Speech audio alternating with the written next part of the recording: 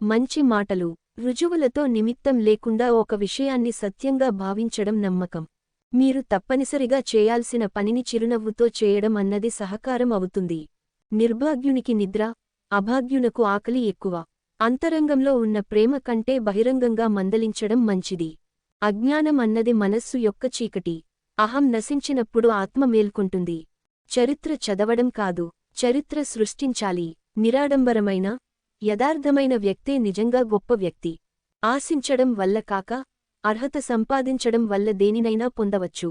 ప్రేమ గాఢమైతే తప్పులు పలుచనవుతాయి. బాధలను తట్టుకోగల అనంత సామర్థ్యాన్నే ప్రతిభ అంటారు. తాను విలువనిచ్చే స్వాతంత్ర్యం కోసం మనిషి పుట్టినప్పటి నుండి గిట్టేంతవరకు ప్రాకులాడుతూ ఉంటారు. ఉదయం రోజుకు అద్దం పట్టినట్లే బాల్యం మనిషికి అద్దం పడుతుంది.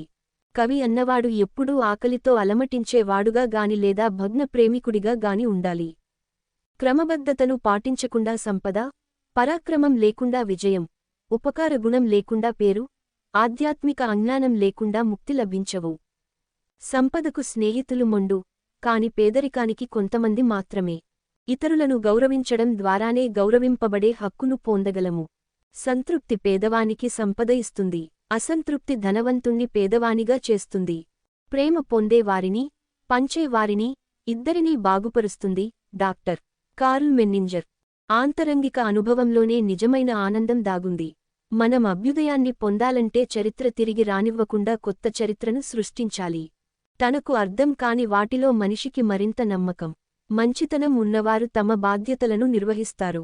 మంచితనం లేనివారు తమ హక్కులపై దృష్టిని నిలుపుతారు. వినయ విధేయతలున్నప్పుడు మీరు పూర్తిగా బీదవారు కాలేరు.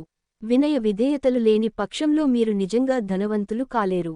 క్రమశిక్షణతో కూడిన కఠిన పరిశ్రమ మాత్రమే పేదరికాన్ని మాయం చేయగలదు. మీ కోరికలు అంతులేనివైతే, మీ చింతలు, భయాలు కూడా అంతులేనివే.